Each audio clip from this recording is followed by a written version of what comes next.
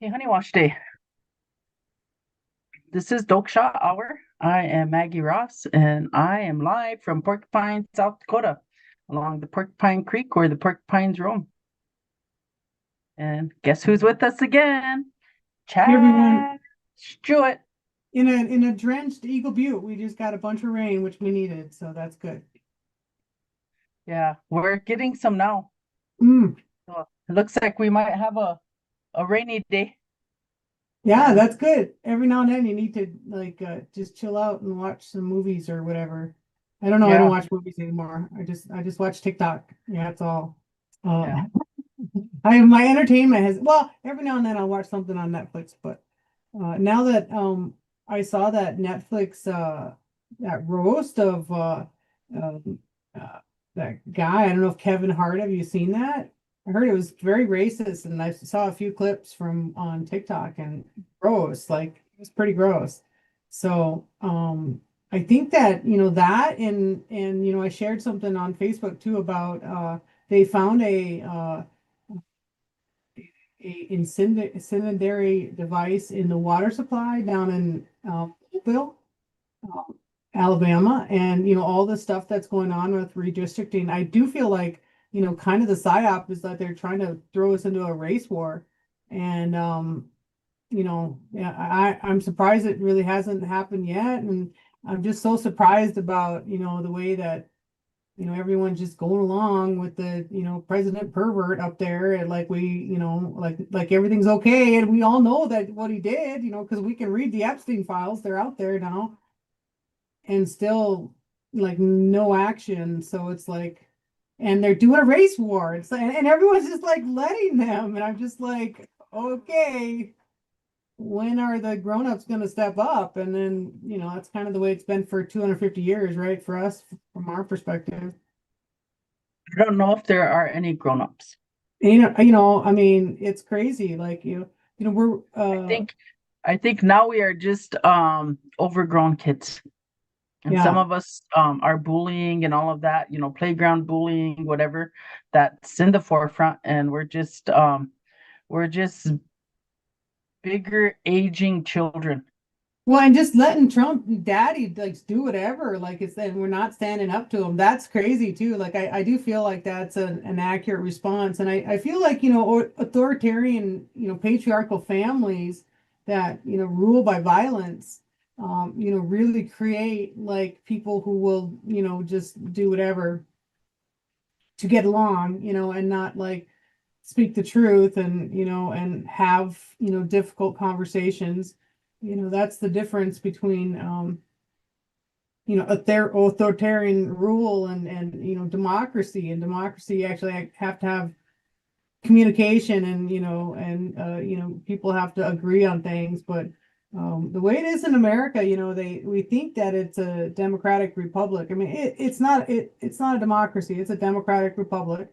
But in the last 50 years or so, the corporate state has taken over in such a a total way that you know there's no democracy, and there's nothing here. Like it's funny because people think that America's so great. Well, they don't travel, they don't know that the rest of the world have a much greater lifestyle. I think that folks on Fox News were woken up this week because that Brett Baer was in China, and China had like automated convenience stores, and just like everything was like way more advanced. And you know that's true. The rest of the world is way more advanced. We live with such disparity here. If you have money, you live pretty well. But if you don't, everyone is, we're pretty miserable here.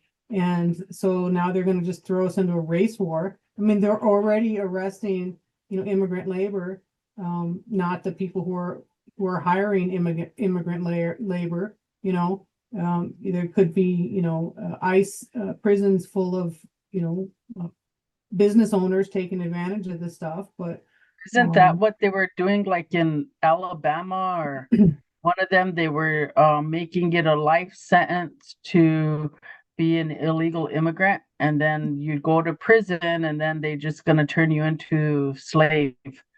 Well, and then you're and gonna do that job, but you're not gonna do it with any kind of freedom.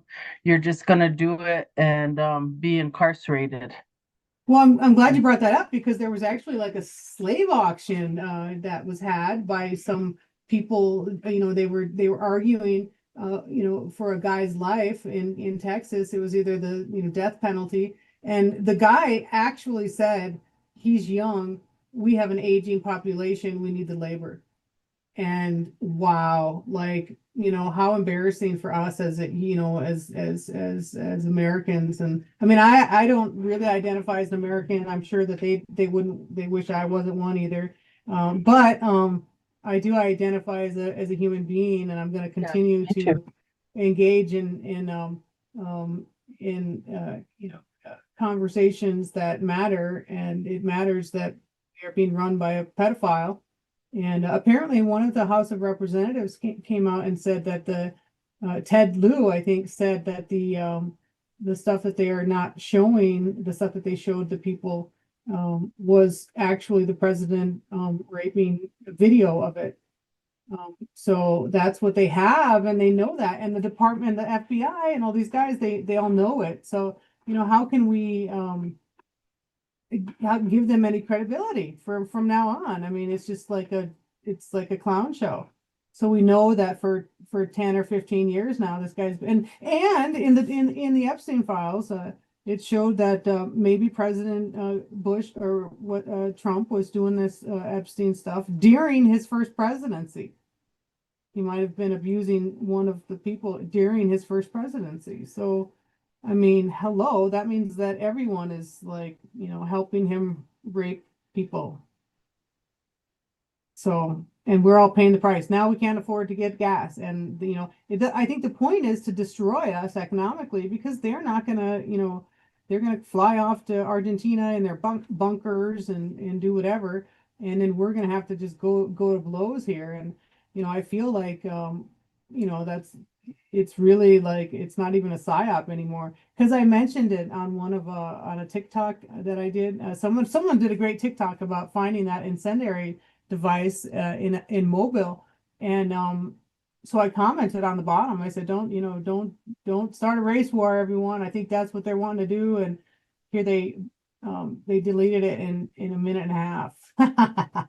So they deleted it in a minute and a half. So they know that people aren't we're not buying that same old propaganda line. And I think that the boomers thought that they were going to create descendants that were like them, that would just fall in line and just become consumers. And a lot of us did not. And I did not. My and that's a question I think for all of us about what are our values, and who do we what do we want America to be like? I think there's so much that we could have. Like we could have, we could get rid of poverty just like that. We could have a billionaire tax. We could have amazing health care. We could have you know train stations like China. And China's, and they built a huge, beautiful train station in 3 years. It would take us 15, and we would barely get it done because there's no, we're all individuals, and so we don't feel like we're in the same America. The capitalism makes all these little individuals in America, and we're all just individually trying to perform, and so we don't give a crap about the end goal. We just want our part of it done, and then we don't share any empathy. We're very cold in America. I mean, look, they're attacking the poor, they're attacking the children, they're allowing the Democrats allowing this to go on because they know of it, right? I'm sure President Obama knew that Donald Trump was a rapist. I mean, we knew he's a racist too, but Everybody knew. yeah, Everybody but knew. but he If had, you watch what is that? Remember what was his show? The one where he'd say, "You're fired." yeah, The Apprentice. Yeah. Yeah. But I'm sure President Obama had evidence of him being a rapist, and they didn't say anything. Oh, I thought you said racist. Well, I said a racist rapist. I did. I said it Oh, twice to both oh, of them. But okay. You we know combined. about both of them though. Because Yeah. he has settled many lawsuits. Like he's already settled suits. Oh Epstein, my God, what is it? 10 billion or something like that, that now the Department of Justice is going to settle with him. Did you hear about that?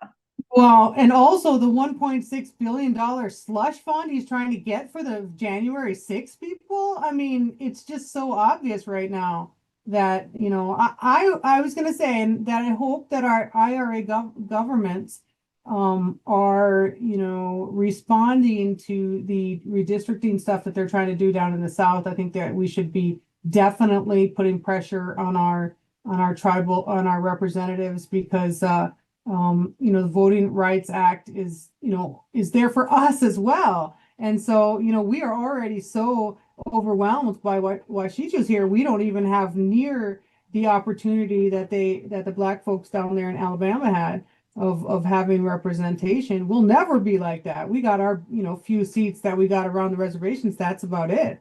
But the voting, they're going to start, making, I think they want to criminalize abortion. So they're going to make it so I think women aren't even going to be able to vote. Like, why are we restricting people from voting?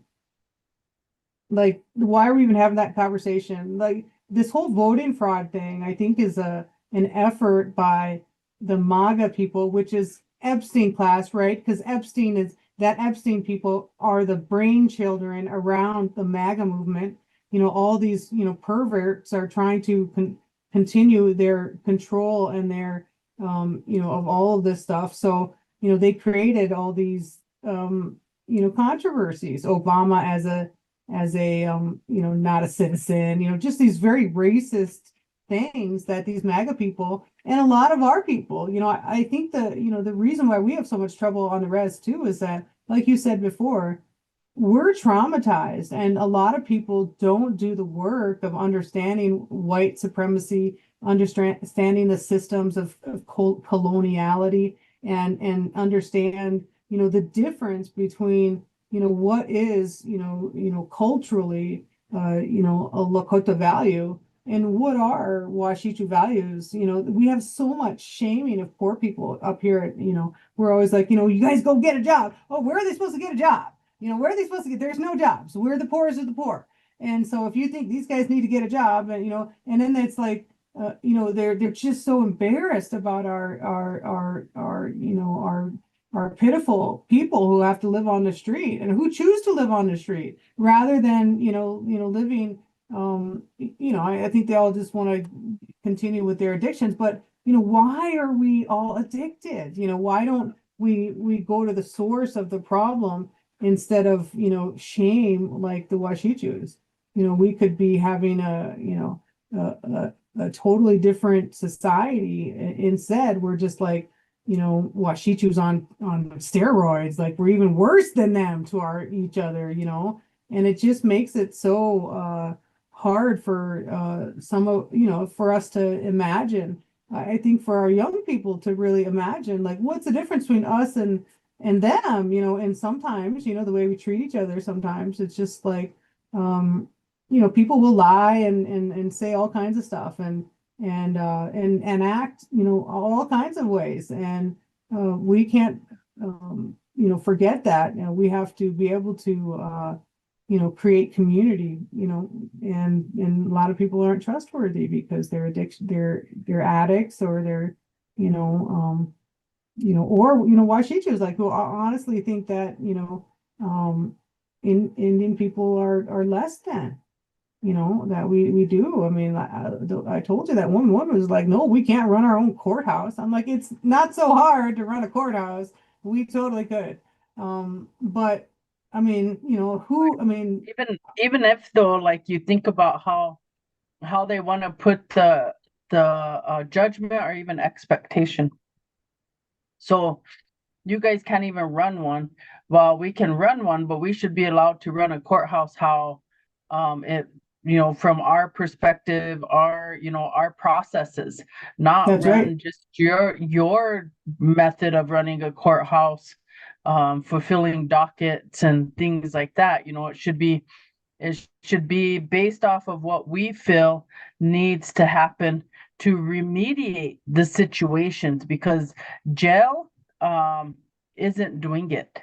So if that's our goal, if our goal as Lakota people for having law and order is to just do the same thing Washichu people are doing, just incarcerate versus remediate or help someone along, then restoring families, doing any of those things, then yeah, we don't want to do that. Maybe we don't want to do that. Maybe we want to do it our way.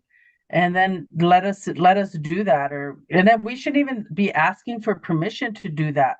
Like we should Yeah. I'm not gonna sit in the corner because I'm just too like I Well, just when we talk about sovereignty, like we gotta be it then. Don't yeah. Well, and it's hard because so many people are in different places of understanding, right? You and I are educated. We see things from a lens that our elders gave us, and they were survivors. My dad was very educated. He helped start our college here, and so that was a gift that I got, and I'm able to do that. That's why I do the work that I do. But a lot of people, we're not given the same, they don't start out with like, someone who's reading books, right? They have people who are on their phones and are watching TV. And so it's like the way that, poverty sort of really impacts our community, is something that no one talks about. And people take advantage of it. And people who have a lot, I've had a lot for generations, and that should make us feel bad. It makes me feel bad. My family has never. We've always had a home. We've always had all those things. You go on the things. We've always been very secure. A lot of families don't, and so that is a real life crisis. And so it's an intended policy by the Washichus to keep us in that state of panic, and to keep us in that state of trauma, right? It's a trauma to keep us in that, in their paradigm. Their paradigm has us in this way, and so many and too many of us have taken their paradigm and stopped being good relatives and became good, Americans. And American society is brutal, right? So it's not our fault that we're mean to each other, because that's how they were to us in the boarding schools. That's how they are to us now. We are literally in a prison. We're not free really, and we have to think the way they think. We have to read their books. We have to talk their language. We have to act their way, or else we don't get, recognition. We don't get to be celebrity Indians, these big name Indians that they act, those ones that are, running around with people who have money, aren't the same as those of us who aren't, right? I mean, there's a choice in where you want to put your energy. And for me, I was like, I was running around out in Rapid City, and then I was in Minnesota for a little bit there, but I was working for an environmental organization, and at a certain point, I was like, no way. I'm like, this whole like, it just feels fake, right? So I'm really happy that I was able to come home and eventually get the job here at the radio station. And who knows how long that's going to last, because my boss is retiring. So he's been doing a great job of protecting me from folks. But because a lot of people don't like me. A lot of people, say that I, talk too much about the patriarchy, that I talk too much about the, capitalism, and I talk too much about poverty. And, a lot of people don't even talk about those things. They just talk about, how they're going to survive for the day, or how are they going to continue to hold on to power? Those are the two communities that we have on the res. The powerful people and the people over here who are pitiful.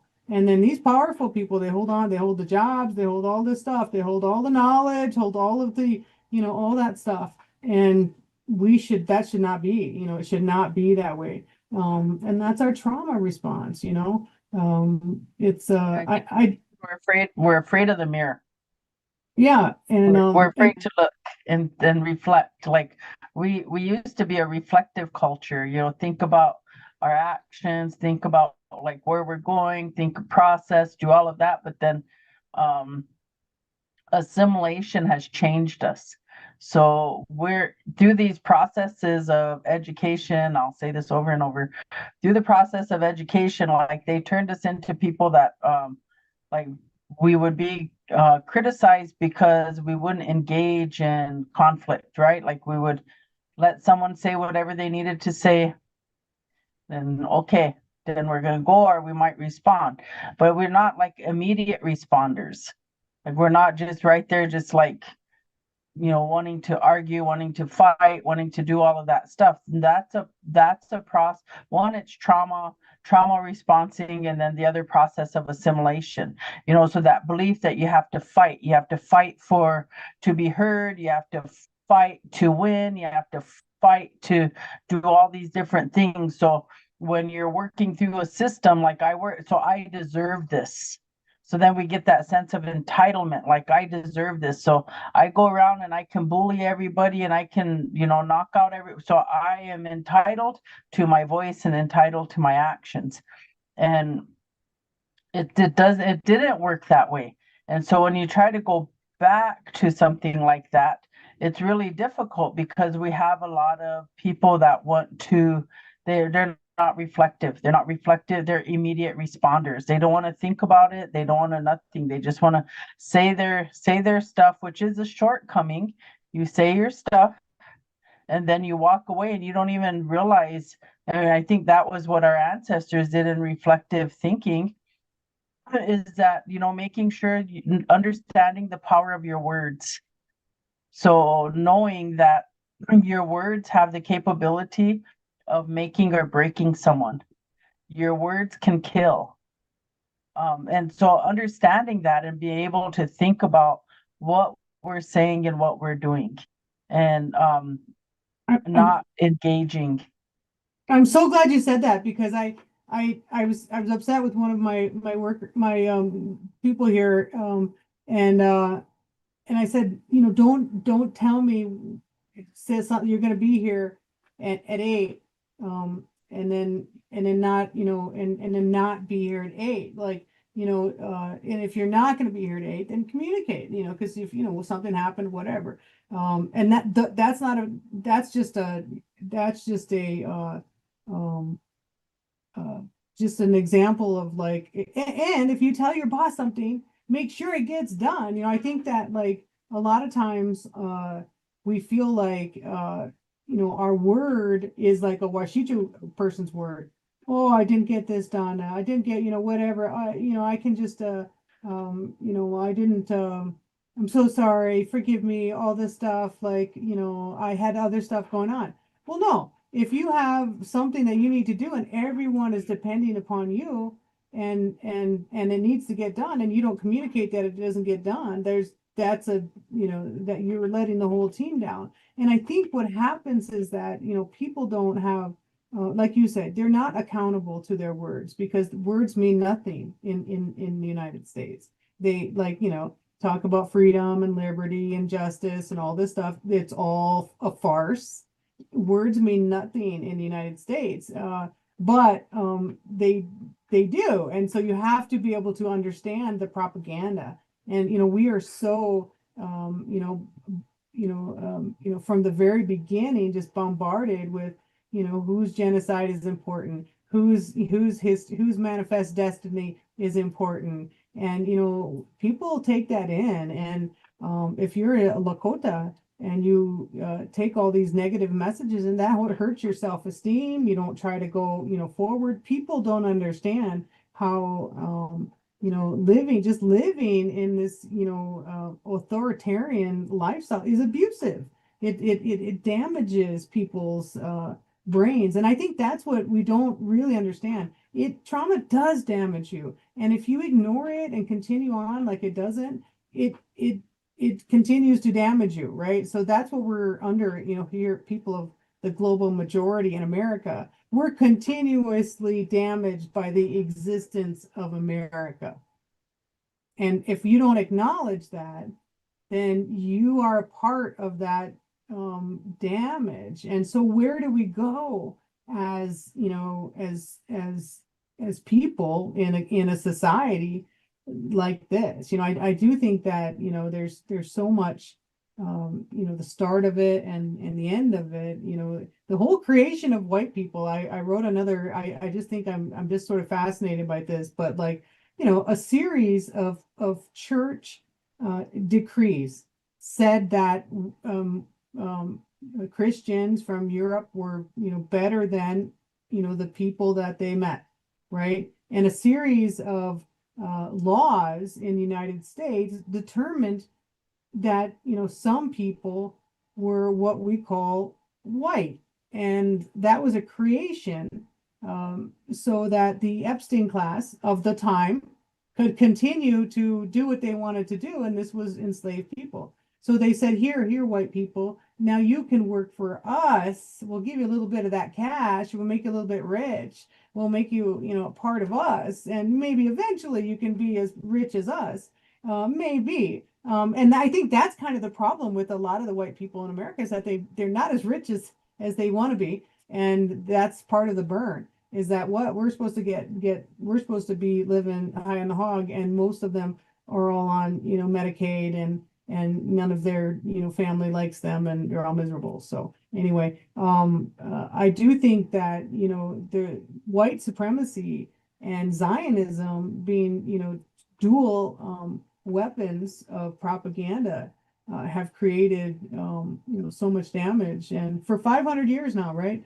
And so I think that now, though, because of the way that the youth, the millennials, like, have been educated, they don't even buy that crap. They don't even buy that crap. They grew up on YouTube. They know the truth, and and I do think that a lot of times now, I think social media is almost dead. And I read something by this communications professor as well. People are leaving social media because of all the falsehoods and all the I think the future is like things like this on YouTube, and like where people generate their own news and stuff, because social media is such a fake now. It's like everyone is like really, and you can tell it's all in the files. They're all Russian bots, right? And they were Russian bots in 2016. It's even worse now. There's no creativity out there. That's why they tried to, get rid of TikTok so much, because people were It isn't just Russian bots. You have Israel bots. You have, right. everybody's investing in the bots. I think they want us to be enemies with Russia all the time. So it's always the example of, we'll see it in the news, Russia, because we're in this Ukraine Russia fight or whatever, and we want to say Russia is the bad people in that, the bad actor, but then we totally neglect to even look at what is happening in Palestine and Israel. So calling Israel bad actors, our government won't do that, but they're going to constantly be feeding us information about Russia, and and so China. there's and China. Oh, China's bots as well. Oh, and Iran's got bots now too, and so. They just got Iran just got a good beats now. They got good beats. Those Legoland things are just, they're stuck in my head. I like Legos too.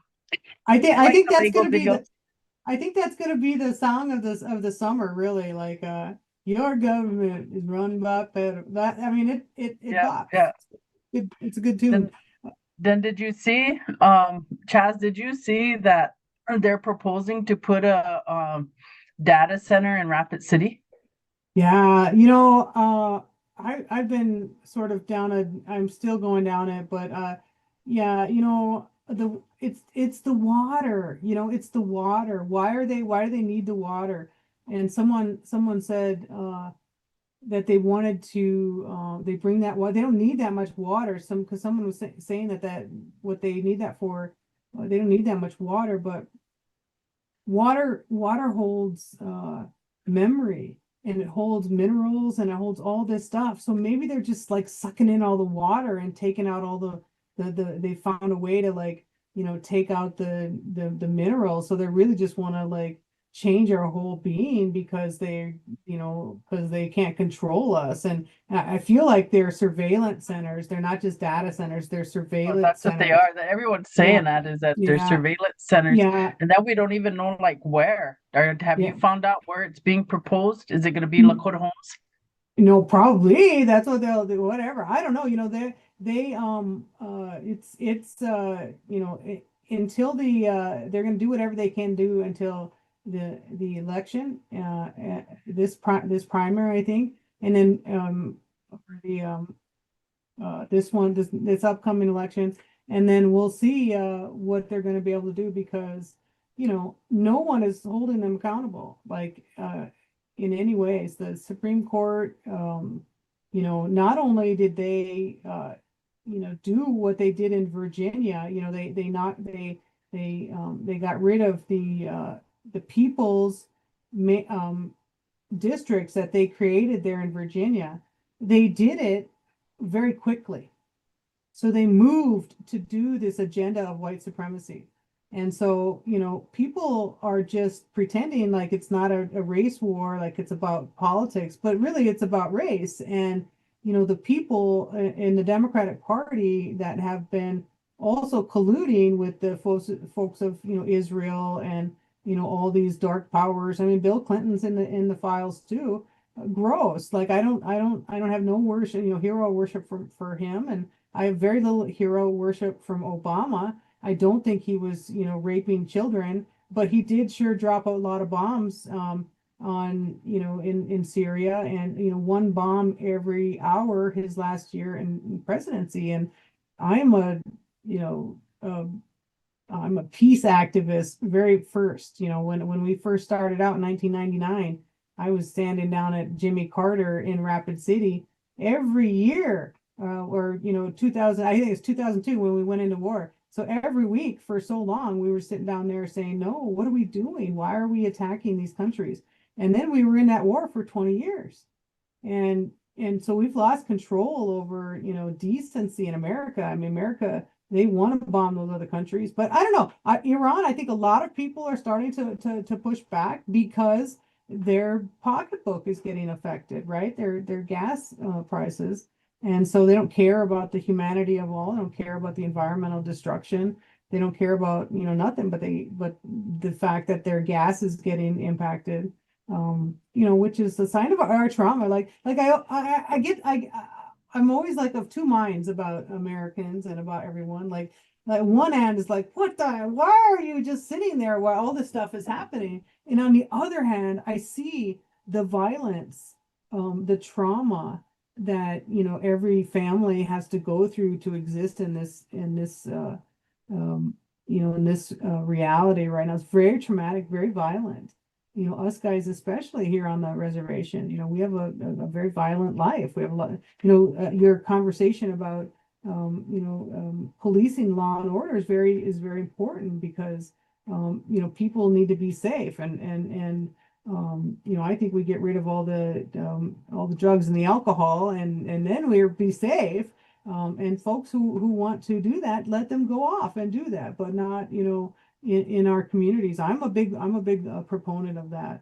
But I think that because children don't get to decide, what to be born. They don't get to decide, and people, who are born into, domestic violence, unless they, because that's what it is. It's domestic violence we are imprisoned, and then it's, patriarchy creates it into our homes, right? In our homes, and it's not just the it's the, being prisoners of war, that stuff. That's a violent thing. That comes out sideways. It comes out at our children, it comes out at our elders, vulnerable people. We're so full of domestic violence in Indian country. That's true. And we have all these folks who talk about, our culture, but we don't use our culture to create community. We use it to, you know, Right. we to fight, to fight, and that didn't work, right? We didn't win. We're prisoners. We are not conquered because ideologically we still exist, and we're not cult members, and we mostly, when you meet traditional Indian people, like you said, we're very contemplative. We don't jump to conclusions, and we have patience, and but a lot of our younger leaders weren't raised in with traditional people, and that's 2 or 3 generations now. I mean, when you think about it, 5 generations of traumatic domestic, internal, violence, addiction, poverty. Wow, that's a lot. And we should be spending, all our time working on creating community and creating, kids that feel safe and loved. And instead, we're just recreating Washichu communities where our kids are still killing themselves. Our people are still. I think there's some pathways of learning in that. So we last week I was telling you about how I went cold turkey, but going cold, I had to do, I was sucking at quitting. So like it wasn't like just one day that I did that. It's like I tried several times, but then one day I just decided that this is gonna be it. I can't relapse, I can't go back, I can't do those things. And finding the capabilities of surviving that and knowing, like where do I go? So I found Catholic Social Services. They have counseling. So I went there. And I also went to Inipi. I went to go pray. I started picking up those things and just struggling because most of that is my own demons in my mind. The things in there, that the shaming, all of those things going on in my mind, and then working through those things. We're not collectively, like, we put a lot of responsibilities on school districts to solve these problems. We put a lot of responsibilities on other people to solve these problems. We don't necessarily stand up in the light of solving our own problems. And so, like, I always try to do with my kids is make them solve the problem. So it was so hard. Like with my oldest, I didn't do that. I solved all her problems and it didn't work out so well. I made her dependent. But with my son, I make him, and it's hard. Like I want to fix that for him. I have to get him to do it. You have to, son. You have to be able to solve that problem. You have to be able to stand on your own 2 feet. You have to be able to do that because one day you're going to be grown and you have to know. And then with my granddaughters and trying to do the same thing with them, like really understanding the dependency that we create as overprotective parents. And so then we come in and we go and fight. So like if there's something going on in the schools, my kids all know how to go and try to solve that problem internally before I get involved. Before I would just go over to that school and straighten it out. And then so what then that made was harder feelings for my daughter to try to get through. And so I'm trying to teach them problem solving skills and then also the accountability within the institution. So they came here, they did this, they did that. So what did you do? Did you fail? Like if you fail, that's an internal process. So that's a you problem and you need to figure it out. If it's a me problem or an us problem, we'll figure that out. But if this is an institutional issue, then you need to figure it out. And so really putting responsibility where responsibility needs to be placed. Like we need to teach that. And then we need to model it.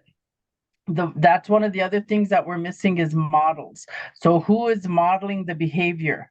So if everybody is just standing up and cussing each other up and throwing down and doing that, well, that's the behavior you're modeling to children. And so those children then are going to pick that behavior up, and that's how they're going to think they have to solve problems in their community, in their family, in school. So we have to have the realization that we are models. And so what is it to be kind? So how is it to be a good relative? What are the things that you need to do to be a good relative? Model it. If it's helping, like there's sometimes like I would be shamed by relatives where they would say something about because I work and I'm always helping, you know, but to like you should be the one doing all of that because you make money. And you know, like that shame of like, well, I do, but then that part for you as well, you know, like I'm just trying to help you and not enable you. And so trying to get relatives to because I grew up in those same situations. There was really nothing that was set for me because I'm a minority here on my reservation. I'm a minority. And so I didn't come from any big family and any well-to-dos, nothing. Um, I my family comes out of like we're Oyukpe and we come out of Crazy Horses band. And so we have to be quiet, you know, that was the stuff, you know, you didn't because people were looking for all of the people, you know, that were in Crazy Horses band. Mm-hmm. And so you look at all of that and how people then we're not everybody's favored. We have those same systems. And so I had to fight all my way. And not, you know, sometimes it was fist fight, but most of the things is that I had to have the internal voice to tell me that I needed to change, that I couldn't do this. So I went to college. I didn't, you know, I did okay, you know, went through those processes, but like what was in my ear was my grandmother's telling me that get an education and nobody can take that from you. You can do anything you want once you get your education. And so I pursued that. Little did they know in this day and age that the institutions can take back diplomas if you say you support Palestine. Yeah, But yeah. anyways, just that whole thing, you know, like finding the way, like I had to take out student loans because I mean I could tell you a whole bunch of BS about the times when I was young and how the superintendent sucked up all our higher ed funding for his daughter, you know, all of these things so she could go to school and we all had to not get higher ed. You know, I could, you know, all of those things, but I was mad about it that I had to go get a loan, student loan to pay for my college. But I did. I still paying back on my student loan.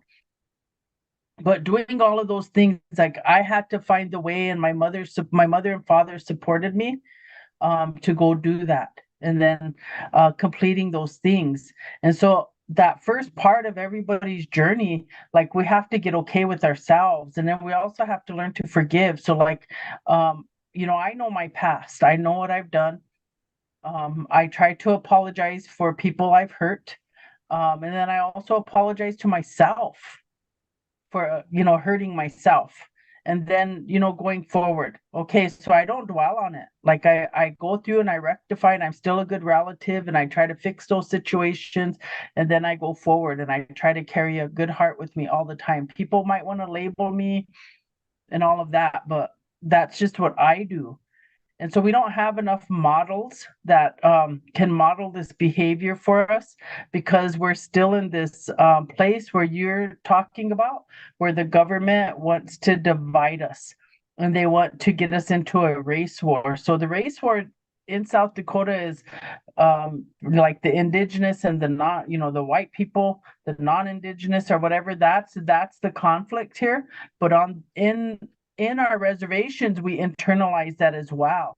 And we turn that into a mixed blood, full blood, Lakota fluent speaker, Lakota non-speaker, you know, Lakota Christian, Lakota. and like all of this stuff. So we internalize all of that hate within our own collective groups here on our reservations, and but nobody really is kind of like speaking out about those things, because we're all somewhere in some point in time we were taught to be followers, to find followers. You need followers to support you. You need followers like that. So there's a lot of engagement and maybe brainwashing or propaganda, because you need followers. And so did we get that from church life? I don't know. But if you ever notice, like that's the big thing, is how many people are in your circle? Mm-hmm.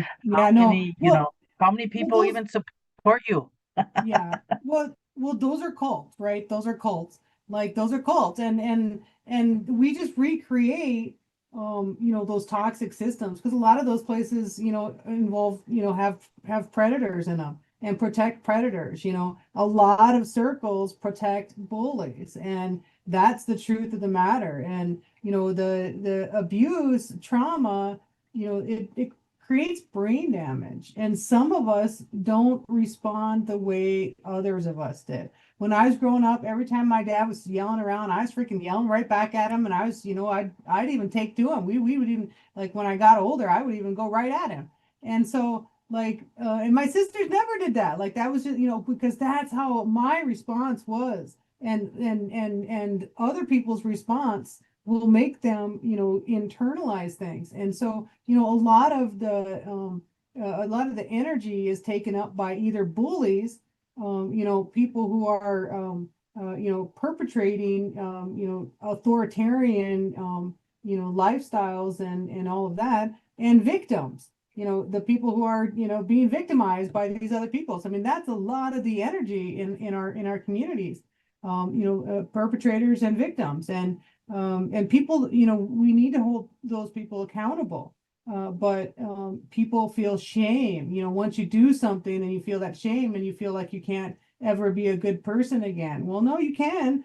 You just have to do better. You just can't, like, stay in that place. And I think that, Creator gives us, uh, opportunities. People come to our lives that help us and to facilitate our healing. We just have to be open to it. Like I was always, I started my healing journey in my 20s. I went to treatment 3 times in my 20s, and really when I was dealing with that was the trauma of sexual assaults from my childhood, and the violence of my dad from childhood. Like that was a really traumatic thing that I had to go to 3 treatments and have been in therapy my whole life since then to be a good person. Like, you actually have to continue to change the way your brain works. It doesn't mean it, but when you think, like, when you're racist, you're traumatized because that's brain damage. And you're mentally, when you're sexist, those are when you aren't able to put yourself into anyone else's perspective, it's because you're traumatized, you're brain damaged. And I think emotional damage too. Like, these things are, they take it out. It's spirit damage. We don't ever talk about, once the violence stopped, once we're sitting here, accepting their commands every month. They didn't then start, right away saying, "Oh, you dance so great, though. That you dance so great, they'll come and do the powwow for us." No, it wasn't. It was 150, 100 years before they started to, want to be us. It took a long time for them to, treat us like human beings. And so that's what we have to acknowledge, that white supremacy is a spirit attack. It's an emotional attack, and it's a physical attack. And we are under that hierarchy, no matter where we are, unless we heal from it. Yeah, unless we heal from it. I always say, I always wear the shirt, because the most important thing we can do to be a good relative is to heal, and to work on ourselves, and to make ourselves, and to create. Creator doesn't make mistakes. We are all, like, parts of of of this beautiful creation, and we're always told we're not. We're always we're too ugly, we're too dark, we're too poor, we're too, we're too basic, we're too all these things. But we are all a part of the multiverse, right? Like the multiverse is the way we think. The binary, the you're good or bad, that's where Washichu thinking, and so many people have that binary in them. You're either a man or a woman, you're all these stuff, we never lived that way. And so some of us still think that way, but a lot of us think about that binary, good or bad. I don't want to get beat, so I'm going to be good. I don't want to, I want to be a part of the team, so I'm going to be good. There's all kinds of, reasons why we do what we do. And, people have to find their own healing journey. And I think that, walking that red road is harder than heck, but it's so like, for me, it's like, I don't know, like for some reason, like at a certain point, I just stopped feeling that anxiety.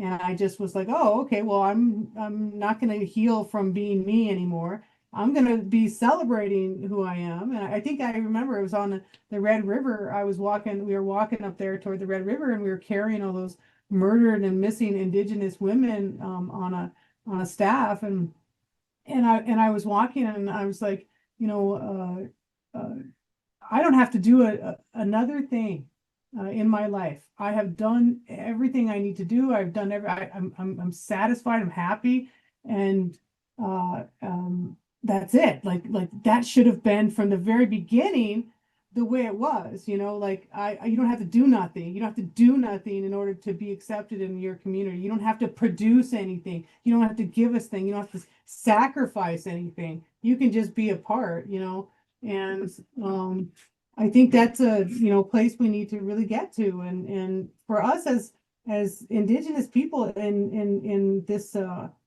colonized land, it's very hard for us to navigate um, uh, our spiritual ways, right? Because we're under being attacked all in all ways, but it's there, and like despite everything, we still exist, and we're still joyful in the face of this, and we're still calling out abuses of power with with what's happening in Palestine. We're still recognizing that our relatives are multicolored, black people, a lot of the people in America, didn't want to come here. You brought them here, and now you're making them, and they give us so much. I think Black Americans are just, they create so much of culture and everything for us as people. They fought for the Voting Rights Act. We didn't get that. We got that because of their struggle and their rights, and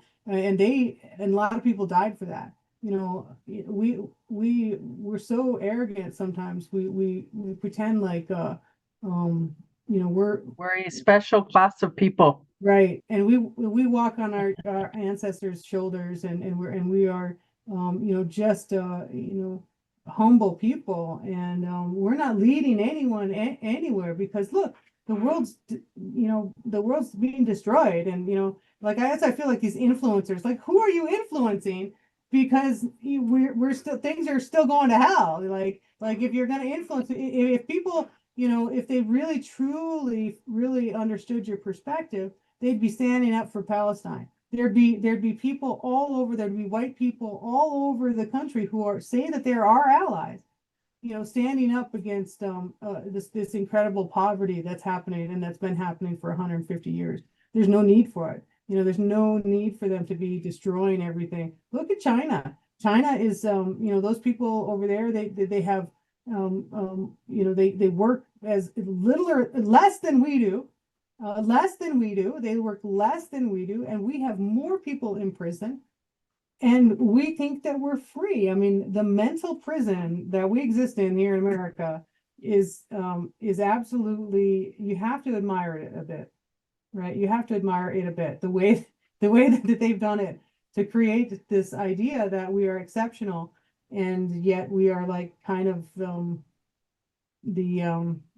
I don't know, the creator of bad stuff all over the world. Look what we've done everywhere.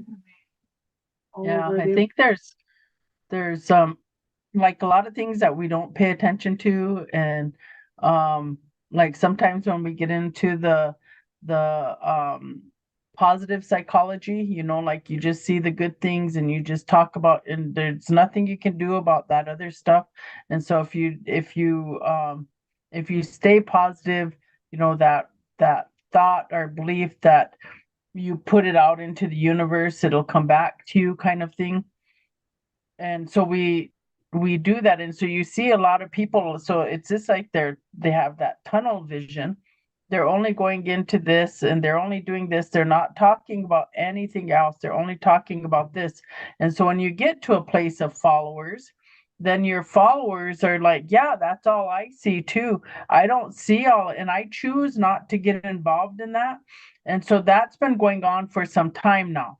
And so as they've been building their empires of followers, well, now everyone's looking around and saying, hey, what's going on with these prices? Hey, what is this? Like, I went into Walmart and I went down that aisle and the gas or the price changed right in front of me. What's going on? Hey, like all of that. And that realization that you got yourself into a situation where you're just like this. You were just looking because that's what you were following somebody. You weren't even being your own person. You were following somebody and you didn't look around. So we have a whole American group of people that are going through this realization because gas prices are up. Last week, there were some military experts that came out, some political experts that came out that said that within a month, they were predicting 2 weeks, but within a month, we would have, we would have, we will lose diesel. We will run out of diesel. And so if we run out of diesel, it isn't that we're in a food shortage, but we're going to be in a food shortage because nobody's going to be able to haul the diesel, no diesel. So nobody's going to be able to transport. So what is happening? So they're saying you should go start stocking up because we're going to end up in a crisis and there's going to be no food. There's going to be no gas. And people will say, oh, well, we produce all, and we do. The experts say we do have enough gasoline right now, or oil, for the United States. We should not be in this situation. But what has happened is the president is exporting all our gasoline because Europe has hit what they call tank bottom. So they don't have oil there, so they're scrambling. And so we are exporting because we're trying to do the good deeds of the world or whatever, because we caused the damn problem, right? We're the ones that shut down the Strait of Hormuz. We're the ones causing all of this problems. But then we're out, so we're gonna make America again. So not only are remember America First conversation, that isn't even, so we're paying more at the pumps, we're paying more in the stores, we're paying more everywhere. And so nobody's income has gone up, but we're all sitting in these deficits. The only ones that will make it are going to be those that have already live in surviving in extreme poverty. And then those that are filthy rich, the billionaire class, because they can go wherever, do whatever. They can just go live in another country until it passes or whatever. So No, they're I totally agree. I totally agree. I think that I heard that Sony or Honda or one of them told their stores that they couldn't provide engine oil, but they won't. So the stores they're out of engine oil within 6 weeks. So I mean, folks can you know I mean, we're telling it, it's happening. There's those of us who are like, oh, okay, this is happening. You guys are gonna get hit, and then in 6 months, everyone will be. Well, in 6 weeks, I don't know what's gonna happen. Yep, and then What is and it? then so then Yeah, I was gonna say, just what is it like? I mean, gas, yes, that's gonna hit us hard, but like, It's going to be everything. It's going to, because if you can't get oil, you can't transport nothing, right? Because So we the don't have extreme trains. amount of violence is going to happen, right? Because you're going to see all these ranchers out in South Dakota who have cows and people are hungry. Yeah, and then, oh So then look, there's and then things are going to start blowing up, like that water supply down in Mobile, like because they're going to start creating environmental hazards, or something's going to happen, and then people are going to have to be living in those refugee camps that they built. I mean, I think that's the goal. They're going to create civil unrest, and they sort of put that out on propaganda. I remember there was a movie out there. I forget. We got it when I was running the movie theater. It's about race, a civil unrest. It's out there. They sort of, they want folks to do that. An authoritarian, prison society is easy to run. It's very easy to run if you are, a billionaire who has no empathy. That's easy to run. You can control that. To be able to meet the needs of a diverse and a society that doesn't rely on hierarchy, that's hard. So it's hard for them. They don't have any idea how to do it good. And I don't know. I mean, I'm just like, I hate to say it's like watching a train wreck, but, and you're on the train. yeah, and I'm on the train. On the train. We're like, come on, dudes. Is anyone paying attention here? At some point we're gonna have to jump or we're gonna go. Yeah, I'm like, I mean, I don't know. It's like, where do we go? I think liberals are responsible for this too, and I think that people in politics, they think that there's a big difference between Democrats and Republicans, because the Republicans are so racist and so attacking of the trans people. But the truth is, it's not just the Republicans. I think the Democrats sent money to Israel last week.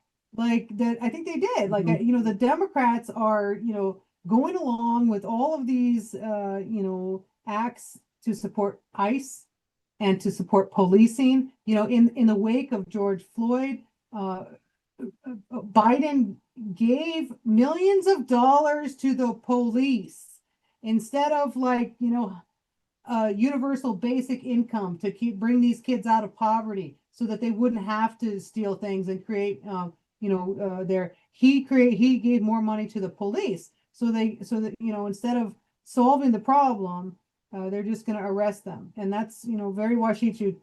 That's how they solve their problems. Right, and they have been since I think that when you on all of that, what you just said, why it's important that we're paying attention to this data center in Rapid City, because we know that the data centers are specifically for surveillance. And so who are they going to surveil? It's going to be us. And then whose water? So we also know that the state legislature has passed a bill asking for the federal government to run a water pipeline from the Missouri River to Rapid City so that they don't run out of water. So why are they going to run out of water? Is it because they know this data center is coming? And so when you look at all of the surveillance and things like that are happening. So this isn't just a Rapid City urban Indian problem. The Rapid City is our land. That's ours. The water that's running through the Missouri River belongs to us as well, because it's written in the treaty. So where are our leaders? So we need to be contacting our tribal presidents. We need to be contacting our tribal councils. We need to be calling Rapid City City Council, the Pennington County Commission. We need to be doing all of those things in opposition to this data center, because we don't have time for it. The other thing is, it isn't just going to be Rapid City that's going to suffer the cost of that. Utilities will go up everywhere in Western South Dakota to pay for that.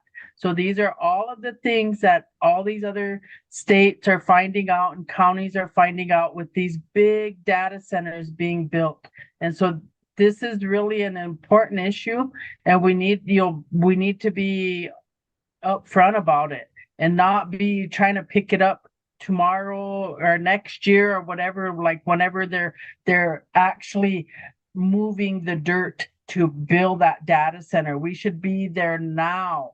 So Yeah. Indian Collective, if you are listening and anybody's in the Indian Collective circle, they should be there now, Yeah. not whenever it's a big publicity campaign or whatever, to tie ourselves to any instruments or anything machinery. We need to be there now. We need to be having these conversations now, and all of our tribal leaders need to be on this now, not tomorrow, next year, whatever. We need to be on it now to make sure that this data center does not get built.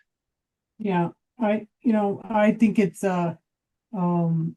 hopefully, yeah, we gotta challenge it legally and do what we can, because we're not gonna be able to. I mean, they don't care. Like, they're gonna try to do as much as they can until the elections, and they're gonna try to get as much as they can through. And hopefully Trump will get the Republicans will get spanked, and then they'll do whatever. But the conversation needs to be really about, like, why are we sacrificing our water for technology that isn't benefiting everyone and that doesn't move us forward as a people? Like, we're stuck in the paradigm that all development is good and all jobs are good, and all stuff. We just act like, please, please, please come develop here. Please, please, please, let's start, cutting down the trees in the Black Hills. Is our, what is our goal?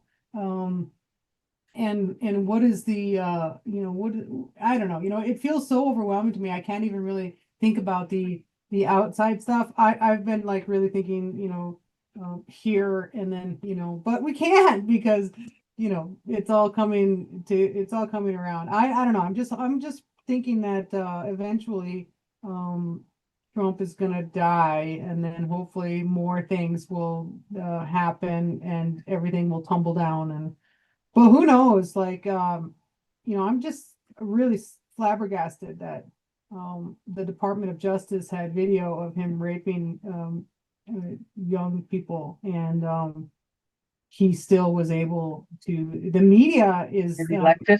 yeah, and the media is so complicit. The New York Times and the Washington Post and everyone. And we can tell that by the way that they're supporting the Zionists, and supporting Israel. But the media is just so complicit in all this stuff. And I think if anyone, if I had to give anyone any advice, it'd be like, to don't read the media. Just go by, have your day, have a good day. And I hate the fact that I'm sort of addicted to it. Like, it's like my addiction, and I only get it on TikTok. And I know it's all messed up, and the algorithm is done whatever, but I follow a bunch of people who are just like, super smart about stuff. And so I go there and I listen to them, and I feel like I'm staying informed. But you can't get informed on corporate media. You can't expect any kind of actual truth or facts that are going to move us forward. It's just ridiculous now. We're just in a time of just like lies in so many ways. Oh no. Yeah. Well, we are up on the hour. A little bit past Okay. it, but that's all Well, right. That's all right. It's a great discussion. I mean, yeah. there's so much going on. It's just, and we don't shower used to go like two days out of the week, and we'd always have enough news and stuff. And then it just became a little bit hard just for me to be able to do my job, that pays my bills, because Doksha Hour is all free stuff, like I pay for everything out of for this, and to be able to do as my jobs have transitioned and stuff. So we went back to just doing Doksha Hour on Sunday morning lives, because that seemed to be where everybody's more ready to participate. And well, and just a little plug for me, I do my show here, and I do a little bit on it called the Washichu Winter Count. which is like this day in history, like what all happens. And I do that here on Keepy. I'm getting ready. I was doing it before we got on, and so I'll be doing that here in a little bit. From noon until 2 o'clock is when I get on the Sundays. On the weekdays I'm just on for 1 hour. But in the weekends I got 2 hours. And yesterday I spent the whole time talking about the Nakba because it was the anniversary was on Friday. And so I just, went through it all just to let folks know, like, this is the history of Israel and Palestine, and this is what happened at the Nakba. And this is, it's not a good thing for people to get their houses like taken, and they'll never come back just because they're, well, they're indigenous, and that's not right. Indigenous people deserve to live on their land and have peace and love, right? So thank you. Yep. And maybe Chas will be back with us next week again, and we'll carry these conversations. And eventually I'll have someone come on. I'm working on a couple interviews, and so I'm hoping we can iron it out and get the date. And I want to put a shout out. Actually, Keepy is co-hosting broadcasting an interview or a candidate forum on Thursday at 2 o'clock at Hey Sapa OLC. We're doing a District 32 forum. There's a young guy there, and oh my gosh, am I gonna remember his name before the end of what we're talking about? Anyway, he's a young Lakota man. He's running there. And oh my God, Samuel here. He's running in District 32.